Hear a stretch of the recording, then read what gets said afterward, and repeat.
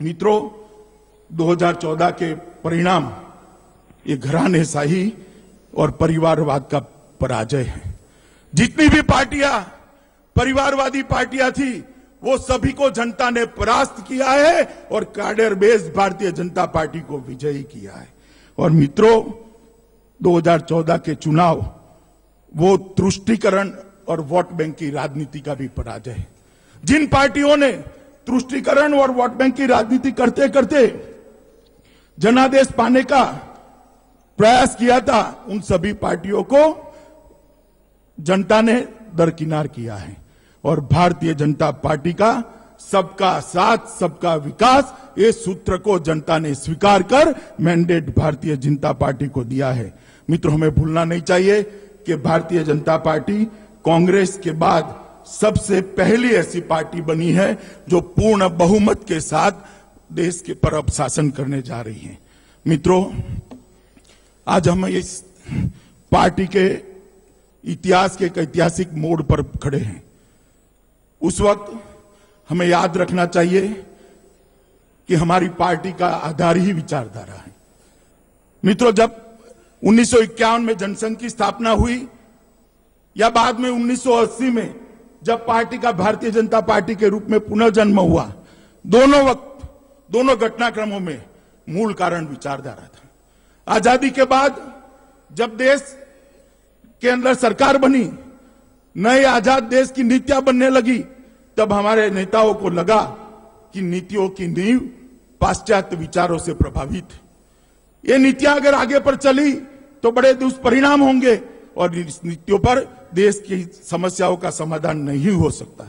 इसलिए एक ऐसी पार्टी बने जो इस माटी की सुगंध लेके खड़ी हो, एक ऐसी पार्टी बने जिसकी नीति इस देश की संस्कृति से पनपी हो, एक ऐसी पार्टी बने जिसकी नीतियों में इस देश की समस्याओं का समाधान हो। इसके कारण ही 1950 में जनसंघ की स्थापना हुई थी मित्रों। और उसके बाद में जब इस नीतियों पर अड़े रहने की बात आई, तब 1980 में जनता पार्टी हमें छोड़नी पड़ी और भारतीय जनता पार्टी का मित्रों जन्म हुआ।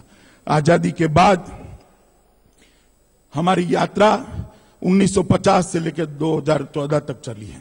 ये यात्रा ने कई पड़ाव हासिल किए हैं मित्रों। 1950 से 1980 तक एक व्यापक राजनीतिक विरोध का सामना हमारी विचारधारा ने करना पड़ा है। जनता के अंदर हम हमारी विचारधारा को समझा नहीं पा रहे थे, ना उसकी स्वीकृति चुनाव में मिलती थी। 1980 के दशक के बाद धीरे धीरे हमारे विचार की स्वीकृति मिलना शुरू हुई और हम कई जगहों पे जन स्वीकृति प्राप्त करने लगे। 90 का दशक था हमारे विचार के सम्मान का पर्व। 90 के दशक में हम कई जगह पे बड़ी संख्या में चुनकर आने लगे, कई जगह पे हमारी सरकारें बनी और अंत में देश में भी हमारी सरकार बनी, एनडीए की सरकार बनी। 90 से 2014 का संघर्ष का जो समय निकला वो पार कर अब 2014 से पार्टी एक नई दिशा की ओर जा रही है।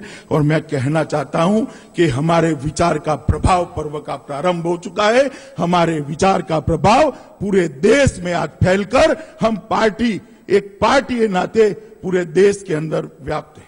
मित्रों, हमारे देश में 6 दशकों तक कांग्रेस का विचार ही समाज को प्रभावित करता रहा। शासन भी कुल मिलाकर 6 दशकों में कांग्रेस का ही रहा, मगर राजनीति के ऊपर छाया भी कांग्रेस के विचारों की रही। अब समय आ गया है कि समाज पूरी के विचार पर हमारे विचारों की छाया पड़े, हमारे विचारों की स्वीकृति हो। मित्रों, ये दिन वैसे ही नहीं आया है। श्यामा प्रसाद मुखर्जी, पंडित दीनदयाल उपाध्याय, राजमाता सिंधिया जी, कुशाभाऊ ठाकरे जी, सुंदर सिंह भंडारी जी, नानाजी देशमुख, जगन्नाथ राव जोशी, भाई महावीर त्यागी, अटल जी और अडवाणी जैसे कई नेताओं ने अपने जीवन का क्षण क्षण और शरीर का कण कण इस विचारधारा को समर्पित किया है। तब जाकर ये दिन हमें देखने को नसीब हुआ है। मैं आज इस मंच से भारतीय जनता पार्टी के अध्यक्ष के नाते उन सभी महानुभावों को शीश झुकाकर नमन करता हूं और उनका जीवन सालों सालों तक हम सबको प्रेरणा देता रहे और उस जीवन से हम भी विचारधारा के लिए जीने की और पार्टी के लिए जीने का लक्ष्य हमारे जीवन का बना सके, ऐसी मैं ईश्वर को प्रार्थना करता हूं। मित्रों, सरकार जब आई है तब सरकार तो सुचारू रूप से चलानी ही होगी, मगर संगठन को भी ठीक करना होगा। जब तक हमारे संगठन का व्याप हर जगह पे नहीं बढ़ता, मित्रों, हम एक लंबे समय तक इस देश में शासन नहीं कर सकते। संगठन के विषय पर मैं बाद में आऊंगा। मित्रों, आने वाला वर्ष एकात्म मानव दर्शन का स्वर्ण जयंती पर्व है। हमारे विचार का मूल आधार एकात्म मानव दर्शन है और एकात्म मानव दर्शन को दीनदयाल जी ने प्रतिपादित किए हुए 50 साल आने वाले वर्ष में पूरे होने